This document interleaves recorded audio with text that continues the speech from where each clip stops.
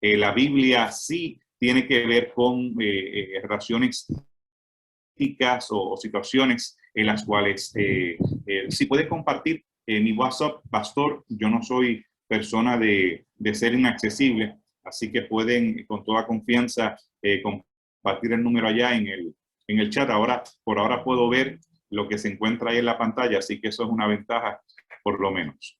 Yo espero que pueda hacer así el resto de la presentación. Ahí están los 10 recintos los cuales trabajamos. Tenemos en México, en Cuba, Haití, Colombia, y ahí están las banderitas, por lo menos los lugares donde estamos. Y tenemos una muy buena relación con nuestro seminario ahí en Sagunto, haciendo actividades de escribir, de investigar juntos. Mi gran amigo Néstor, a mí se me olvidó avisarle que iba a estar con ustedes. Yo estoy seguro que Néstor hubiese estado con nosotros en esta ocasión, pero un saludo y un abrazo a todos.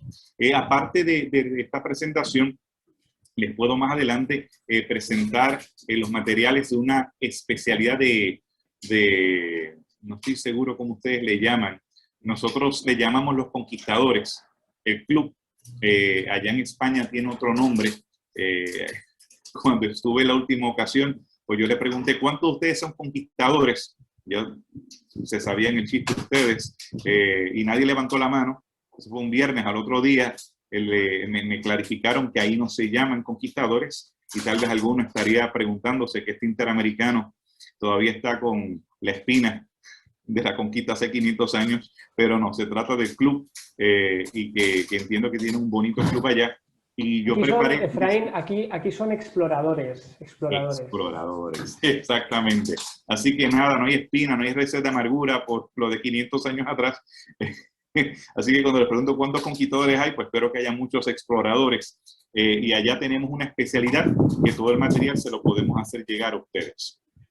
También, si quieren más documentales, tenemos más de 100 documentales, y por ser Puesta del Sol no solo vamos a vender, sino que están completamente gratis, colgados en la red. Se llama Evidencias NT, lo pueden ver en el canal de YouTube, y todos están a su disposición. En esta ocasión, yo quisiera mostrarles los círculos de evidencia. Tenemos la Biblia, el cuerpo de las Escrituras. Tenemos los materiales que son piedras, que son arquitectura, que son flechas, incluso epigrafía, o sea, inscripciones donde aparecen nombres bíblicos, y también eso en las inscripciones, y también se refiere a balística, flechas o cualquier otra cosa. Yo añado la geografía como uno de esos locus, esos lugares de datos que nos ayudan para iluminar las escrituras. Y vamos, póngase el cinturón porque nos vamos viajando, que tiene que ver con el mapa. Ustedes están más cerca y los vuelos son baratos desde España hasta el Medio Oriente, así que ahí ven, tienen una idea no solamente de esta región acá, sino desde más cerca. Ustedes pueden ver a lo que es la Turquía de la actualidad, el Egipto, el cercano Oriente o la zona levantina, y lo que llamamos Irak en la actualidad. Esa es básicamente donde nos vamos a ir. Esto es un mapa del lado, así que ahí más o menos miran la cabeza para que vean el mar Mediterráneo. Tienen a lo que es en la actualidad Siria, la actualidad en el pasado también se llamaba Siria. En la Fenicia sería el Líbano de la actualidad.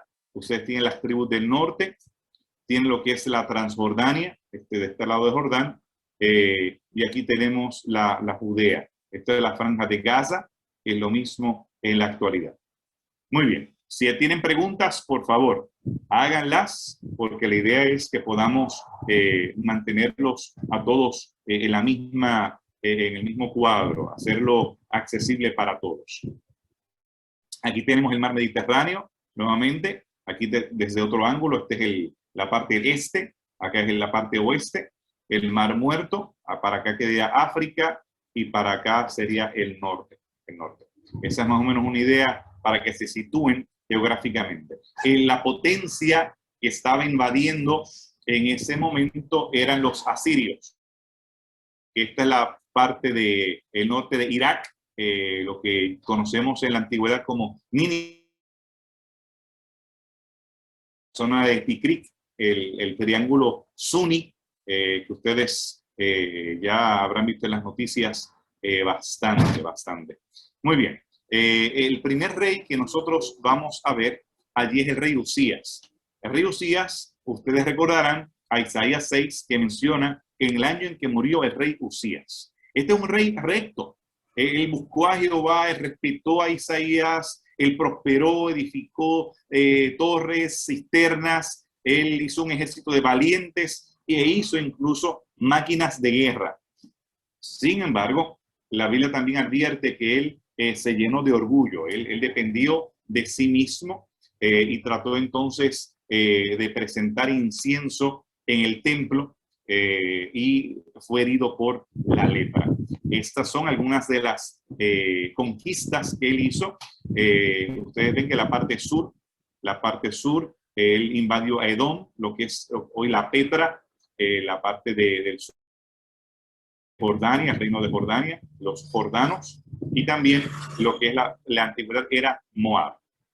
Para que tenga una idea cronológica, a mí me gusta usar estos diferentes instrumentos como si estuviésemos en el panel de un avión para nosotros ubicarnos. Ahora vean cronológicamente los tiempos. Usías vivió para eso del año 790 hasta el año 739. Ahí pueden ubicar entonces a Isaías 6, 739, pone un clavito en esa línea de tiempo. Después de él, o corregente con él, estaba Jotam. Jotam no tiene mucha presencia en la Biblia, se menciona de manera breve su reino o su reinado solo, porque fue corregente con su padre leproso, fue desde el año 739 al 31, fue breve, y le sigue Acaz, el rey Acaz, que fue corregente con él durante varios años. Ven que comienza a reinar en el año 735 y llega hasta el 715. Es un rey horrible. Cuando hablamos acerca de Isaías 7, que peca, era el rey en el norte, el rey Usías, Acaz, dice, yo no voy a tentar a Jehová. Isaías le dice, pide una prueba. No. Y cualquiera de ustedes pueden leer la Biblia de manera superficial y dice, oh, pero qué rey más fiel, que ni siquiera pide una prueba de parte de Dios. No, ese hombre era muy infiel. Él no quería prueba de Dios porque él no quería escuchar la voz de Dios. Él quería depender de un poder humano. Para que usted vea por qué es importante saber de geopolítica. Porque de primera fase, usted lee a Acaz y parece que es un rey muy fiel. Yo no necesito ninguna prueba. Lo que diga Jehová, no. Es que él estaba dependiendo de un poder temporal. Muy bien. El caso de Usías, como les mencioné, recupera territorio de los filisteos, también edifica Jerusalén y demás. Usías aparece en la historia porque hay un terremoto durante el tiempo de Usías y el profeta Isaías, que vive para eso del año 513 antes de Cristo, todavía se recordaba, ¿te acuerdas del terremoto del rey Usías? O sea, eso sucedió, no estamos seguros, pero entre el año 780 y el 739. Estamos hablando de 200 años antes. 200 años antes. Es importante nosotros ver los profetas también, eso se me pasó, lo voy a hacer para la próxima. Ver los profetas también en su contexto histórico. Porque ustedes, si yo hiciera una tablita, como esta que tengo acá, de los reyes, pero poner acá con el rey Usías, pudiese ver, tener a Isaías, tener a Miqueas al mismo tiempo que Isaías, Miqueas, un poquito antes Amós, tenemos ahí a Joel, teníamos Oseas en el norte, así que bien, profetas en el norte y profetas en el sur, que viven al mismo tiempo. Y mis amados, esto es importante para leer la Biblia. Leamos la Biblia en su entorno geográfico y cronológico. Es buena la práctica porque lo vemos en la Biblia canónicamente en ese orden, y ese orden no es siempre cronológico y ayuda mucho cuando los entendemos en su entorno. Vemos que Usías es leproso, es lo que le pasa, y tenemos un texto de Tiglat-Pileser que menciona a Usías. Es parte de los más de 50, escuchen bien, 50 personajes bíblicos, o más de 50, que tenemos evidencia extra bíblica de estos profetas. Tenemos la tumba de rey Usías. Esta tumba es un reenterramiento. Él fue enterrado leproso fuera de la ciudad durante la época suya. Por supuesto, los judíos, al igual que los musulmanes, entierran el mismo día, no hacen duelo largo o esperan varios días, sino que eso tiene que ser de inmediato. En este caso es durante el tiempo de Jesús, durante el primer siglo. Ustedes recordarán que Jesús habló de hipócritas, sepulcros blanqueados. Ellos hacían tumbas para los profetas y para los reyes, pero ellos eran afuera vestidos como cal, blancos, y por dentro huesos. Y aquí tenemos esta tumba donde advierte no perturbar los huesos del rey Usías cuando fue reenterrado dentro de la Jerusalén del tiempo de Jesús.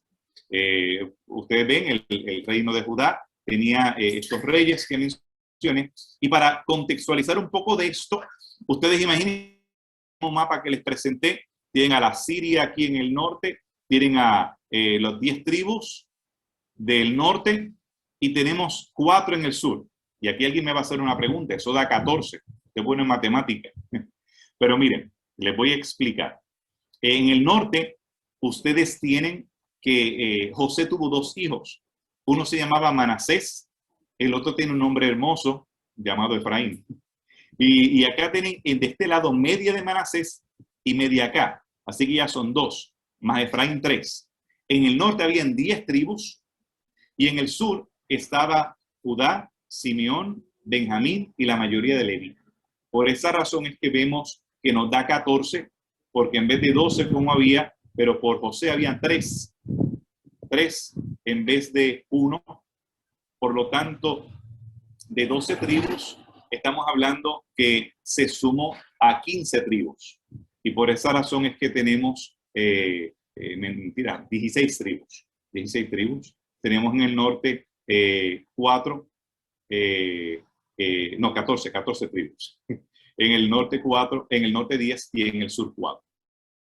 Muy bien. Fíjense la España del sexto siglo aproximadamente, cuando en el norte tenían a los francos, estos germanos, estas tribus germánicas que se asentaron en la Galia romana, y en el sur ustedes tienen que pronto llegar a ascender el poder o la fuerza de los abasidas, de los musulmanes que estarían en el sur. Y aquí tienen pequeñito algo del imperio bizantino, que serían estos cristianos de Oriente que se habían asentado allá y tienen ese reino.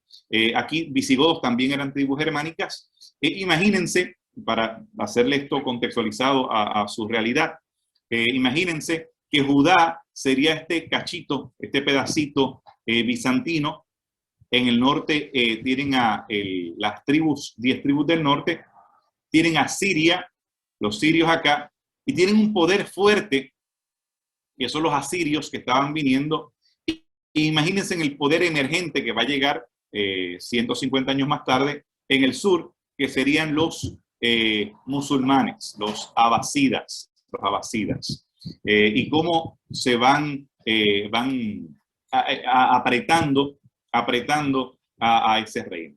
Eso sería algo así como la realidad de el Egipto. Esto es un mapa un poco antes, así que no hagan caso a todo lo que está ahí, pero sí tienen a Egipto en el sur, tienen en el norte tendrían a los asirios, y acá tendrían esta realidad de los sirios, las tribus del norte y Judá. Algo así como si pensáramos en Colombia o Venezuela, acá teniendo a las 10 tribus, a Centroamérica, a Siria como México, tienen a los asirios como Estados Unidos, y acá tendrían a Brasil como un poder regional, un poder en el sur. Eso es para contextualizar un poco.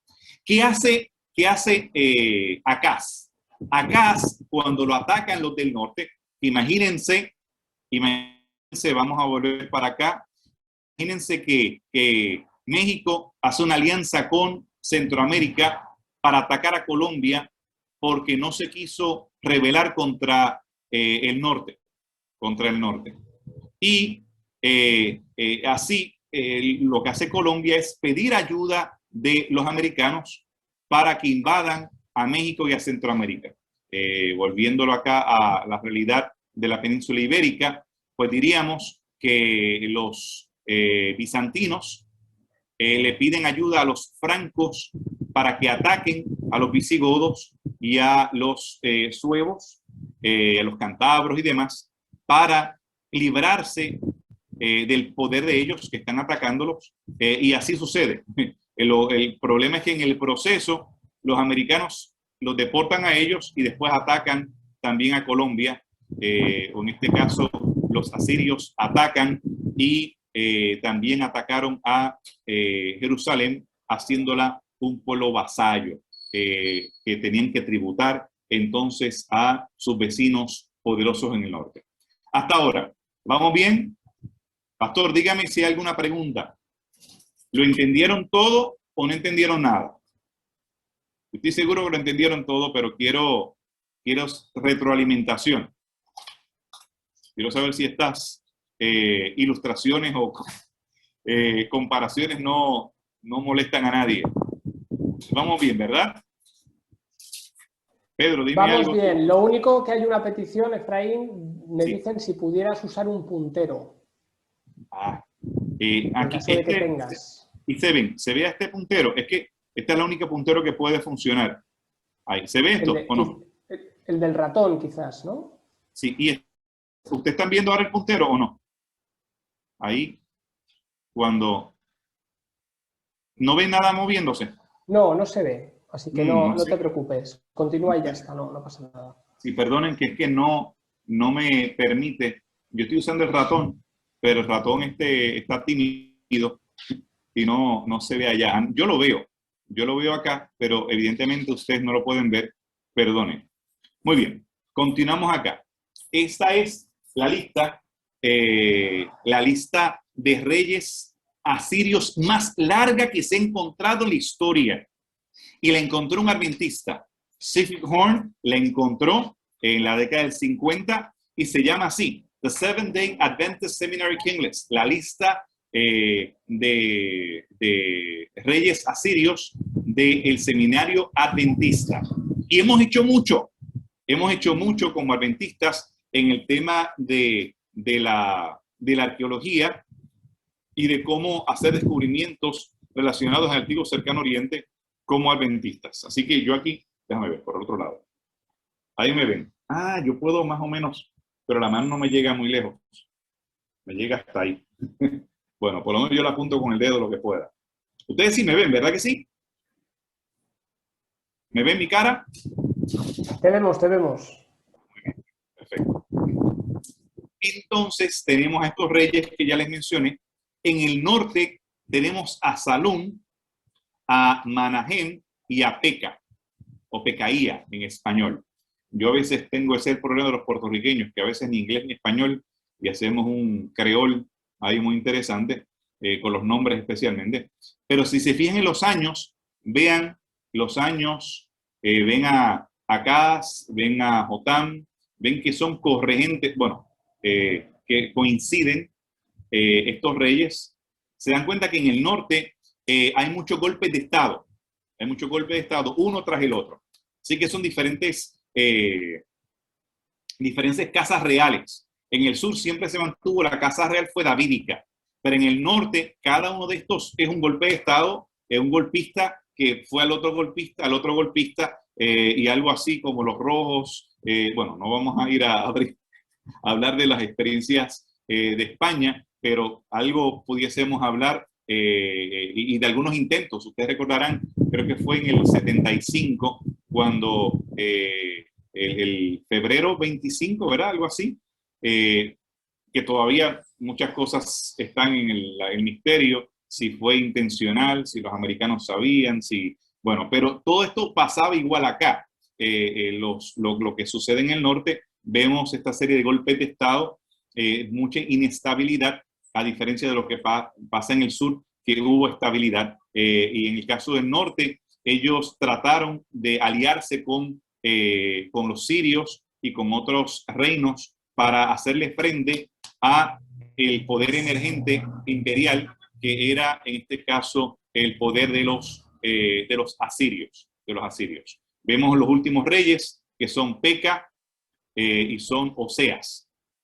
Oseas no es el profeta, que por cierto, predica al mismo tiempo. Oseas, el profeta Oseas y Amós, que aunque era sureño, pero ministraba en el norte, son contemporáneos del rey Oseas.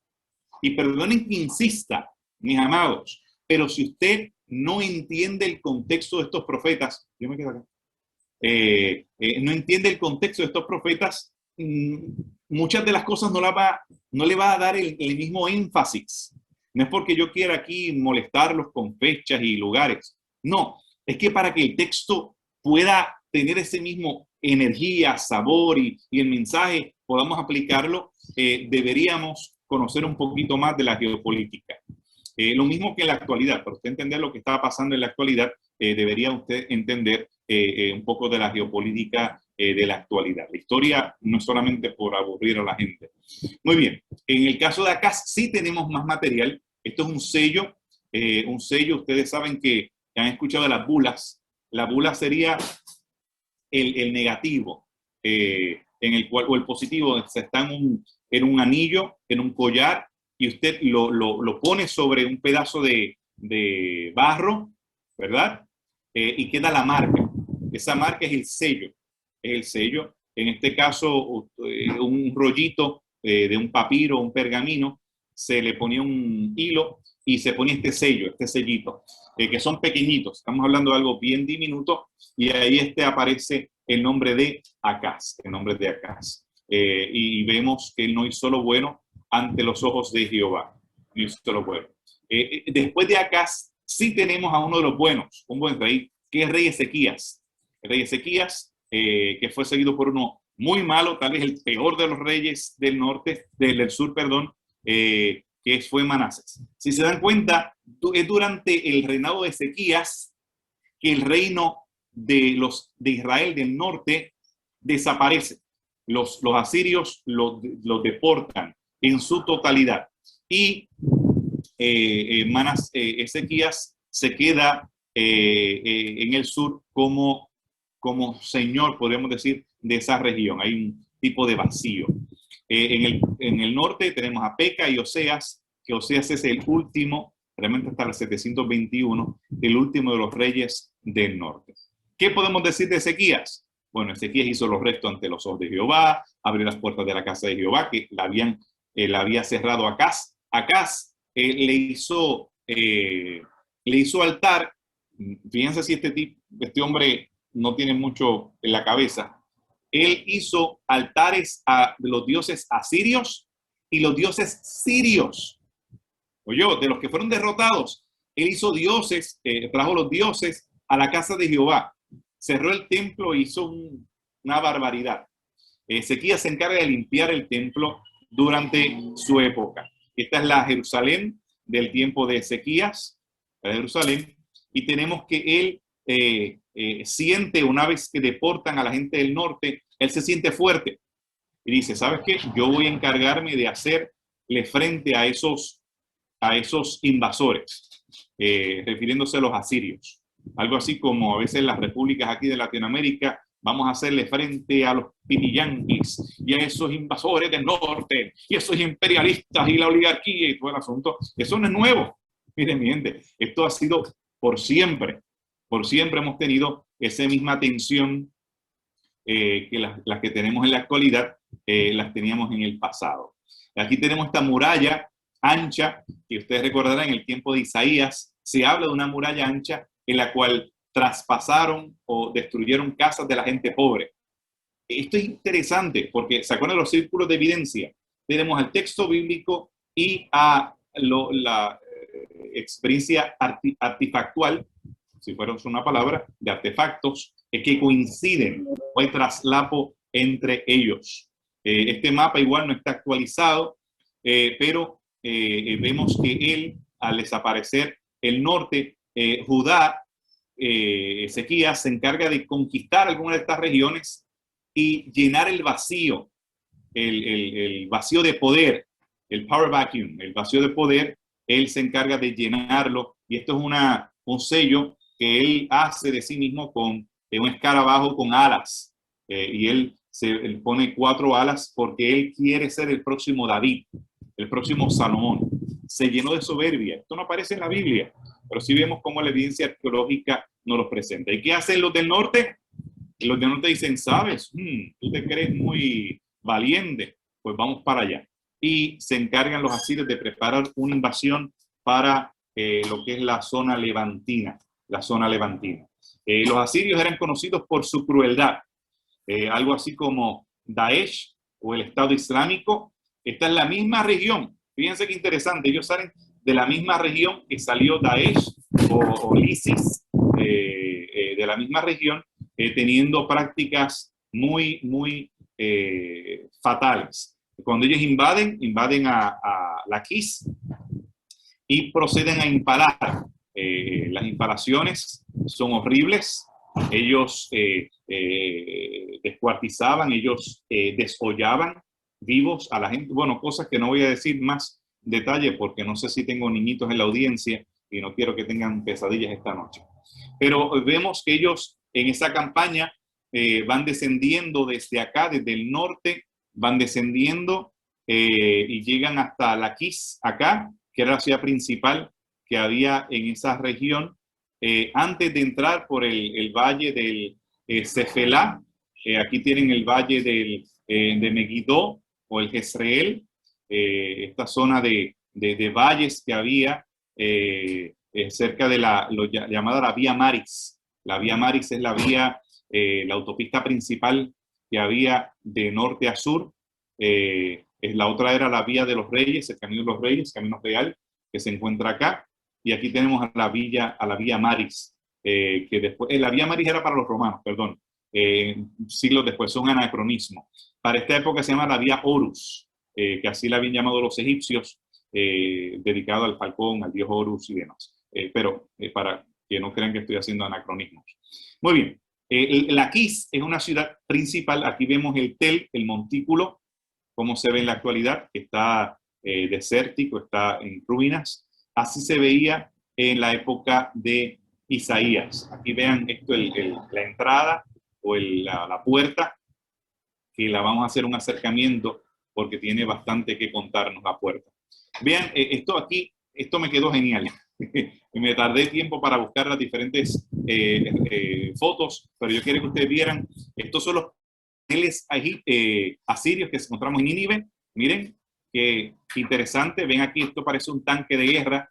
Este es el tipo de carruaje que ellos usaban para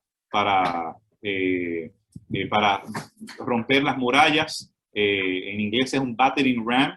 En español sería un carruaje de sitio, ¿verdad? Aquí lo ven artísticamente. Este es como el dibujante hizo lo mismo, pero con más detalle. Estoy hablando. Muy bien. Para que tengan una idea, ahí se ve en la antigüedad cómo estaba. Y todo eso decoraba el palacio de Sennacherib. Se me está acabando el tiempo y tenemos más, pero vamos acá, estoy a mitad. Muy bien, los arqueros asirios, aquí ven las flechas, puntas de flecha. También tenemos la balística. Recuerden que las piedras eran grandes. Cuando David tiró la piedra, no fue una piedra chiquita, fue una buena piedra, como mi puño más o menos.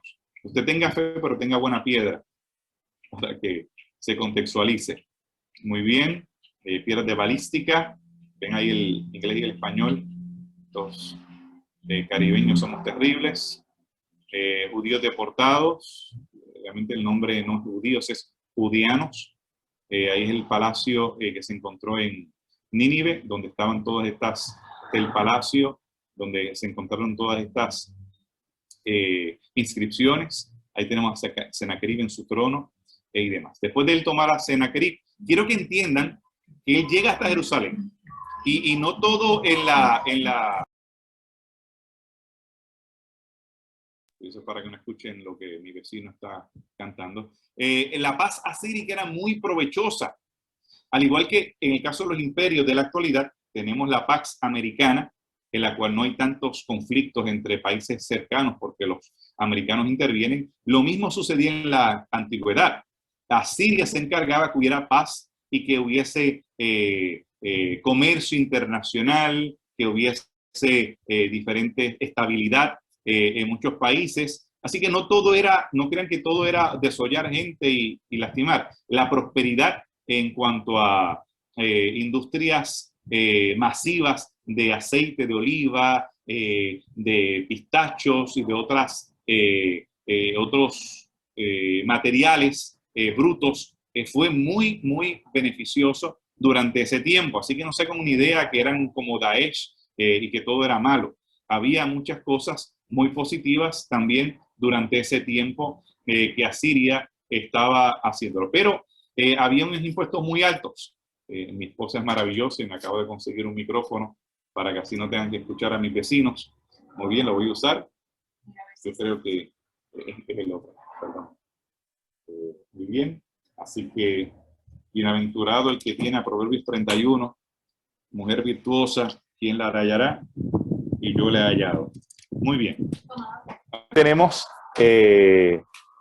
miren qué bendición. Hasta agua me trajo. Gracias, mi amor. Muchas gracias. Así que la próxima vez que vaya a César Augusta, voy con mi esposa. Así que prepárense. Estaremos por allá. Muy bien. Aquí tenemos, esto es algo moderno para que tengan una idea. Ezequías decide rebelarse. Y él, primero Ezequías se enferma y Ezequías es sanado. Y él decide enseñarle sus tesoros a los babilonios. Los babilonios no estaban en el poder en ese tiempo. Los babilonios estaban suprimidos bajo los asirios. Ellos emergerían como poder regional y como potencia mundial, pero es hasta 100 años más tarde. Estamos hablando del 711 y no es hasta Nabopolassar en el 609, 100 años después, que permite que ellos emerjan a un poder regional. Pero ellos sí, Ezequías no es bobo, él no va solo sacando pecho. Él se está aliando con un poder regional en el sur, en una potencia mundial. Son los faraones negros de Egipto, algo así como si los bizantinos decidieran entonces aliarse con los musulmanes del norte de África, con toda esta zona del Sahel, con todo lo que tiene que ver con los abasidas y los bereberes, que ellos entonces dicen, ayúdenos que vamos a enfrentarnos a los francos.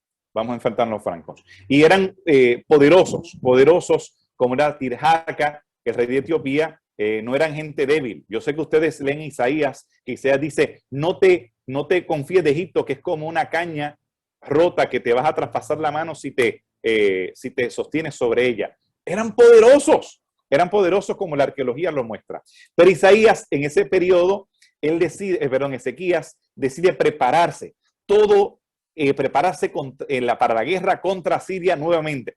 Y aquí vemos el túnel que él prepara, un túnel que es una genialidad arquitectónica, donde él, debajo de Jerusalén, prepara esta corriente de agua para satisfacer la ciudad en el caso de un sitio. Y así se ve en la actualidad. Ven que está fuera de las murallas actuales de Jerusalén. Es un barrio árabe, el barrio de Siloam, pero así se veía en la antigüedad. Esta era la ciudad de David, en la antigüedad, la ciudad donde estaba Ezequías. Ahí se encontró una inscripción, la inscripción de Siloam, de Siloé, en español. Aquí tenemos la inscripción donde habla de cómo se construyó ese túnel. Como pueden ver, el túnel es bastante pequeño en la mayor parte de su caminar, otras veces es un poquito más alto y llega de un lado hasta la piscina. Y ahí ellos llegan los asirios hasta Jerusalén y le dicen, ¿tú crees que te va a salvar tu Dios? Todo esto sucede, pero no llegan a destruir la ciudad. Y aquí tenemos evidencia que Sennacherib admite que él no logra conquistar a Jerusalén. ¿Por qué? Porque una noche el ángel del Señor mató a 185,000 soldados. Muy bien. ¿Qué podemos decir acerca de los reyes, de las monarquías? No estoy hablando de las actuales, así que no estoy hablando de ese tema. Pero es una oportunidad de reconocer tus propios deseos de ser rey, de hacer las cosas por tu propia cuenta, como lo hizo Ezequías, y fue infiel y hasta que tuvo que arrepentirse y Dios lo libró por segunda vez. Porque en la primera invasión él paga tributo, incluso llegó a tomar oro del templo y los asirios se fueron, la primera invasión. En la segunda es que no le queda oro, no le queda remedio y entonces queda donde Jehová y entonces es librado con esos 185,000 muertos. Es importante nosotros servirle al Señor Jesús y poder ser un líder es bueno, pero es muy peligroso cuando llegamos a hacerlo para servirnos a nosotros mismos.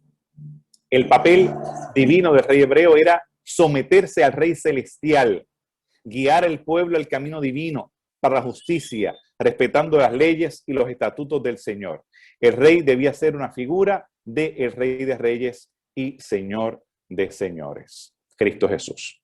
Muy bien, mis amados, este ha sido el pantallazo del contexto geopolítico del libro de Isaías.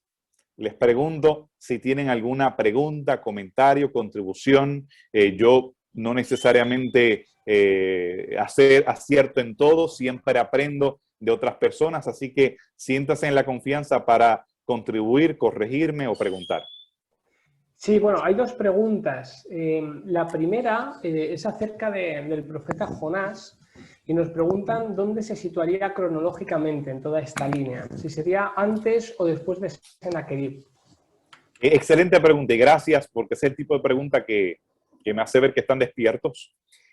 Jonás debió haber vivido cerca del año 850 aproximadamente antes de Cristo, unos 100 años antes de Isaías, por lo menos, 100 o 150, porque Isaías comienza su ministerio a eso del, como les dije, el 739, y él dura hasta el 680, 85 más o menos, como profeta.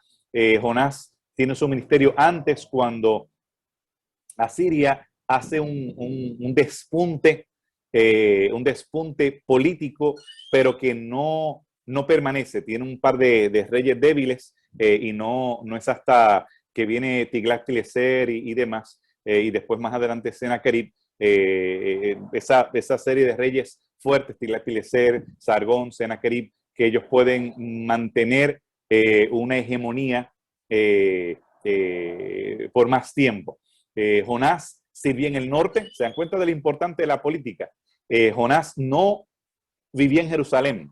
Jonás ministra en el norte, en la Samaria, en las tribus del norte, y sí, se convierte en el primer profeta literario, podemos decir, de esa serie de profetas que vamos a tener hasta el último, hasta Malaquías.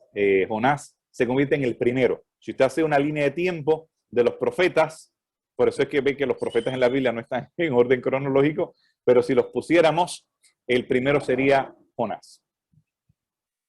Muy bien, pastor. Sí, una segunda pregunta sería en referencia a la muerte de Isaías, que se menciona, ¿no?, por tradición y demás, que pudo ser a manos de Manasés. La pregunta es doble. En primer lugar, si existe algún tipo de evidencia documental o algún registro arqueológico de que se produjera aproximadamente en este momento. Y dentro de la misma, una pregunta que también surge si Isaías es, como algunos afirman, abuelo o pariente de algún tipo de Manasés. Bueno, es muy probable que Isaías fuera de la casa real. Eso es lo que se ha sugerido, que él era de la casa real. Tío, abuelo no, no era posible, pero sí tío, primo, tío tampoco exactamente, pero primo, era parte de la aristocracia, y la tradición de que él fue aserrado por Manasés es una tradición oral talmúdica de la época babilónica más o menos, es un poco más tardía. Nosotros no tenemos 100% seguridad de que así haya sido. Aparentemente el autor de Hebreos, Pablo, más o menos nos da una idea de que él también pudiese haber mantenido esa tradición y mencionarlo, por lo menos hacer una alusión, así la entendemos nosotros, en el libro de Hebreos capítulo 11, al aserramiento de Isaías. Bien, y una última pregunta, también volviendo a Nínive, en este caso, se pregunta si se sabe qué rey fue el rey de Jonás, ese rey que se arrepintió, según dice el texto bíblico, y si existe alguna evidencia arqueológica de este acontecimiento. Sí, hay uno de los reyes, que ahora mismo se me escapa el nombre, que en un momento dado se volvió hacia el monoteísmo durante un periodo corto. Se sugiere que posiblemente ese sea el rey que coincide con Jonás, y alguna evidencia encontramos de ese periodo arqueológicamente, pero es un periodo breve, es un periodo en el cual nosotros no lo podemos decir con ciencia cierta porque no aparece el nombre Jonás, pero por lo menos de manera indirecta sí tenemos algo de evidencia que haya sido así o que pueda coincidir con ese rey.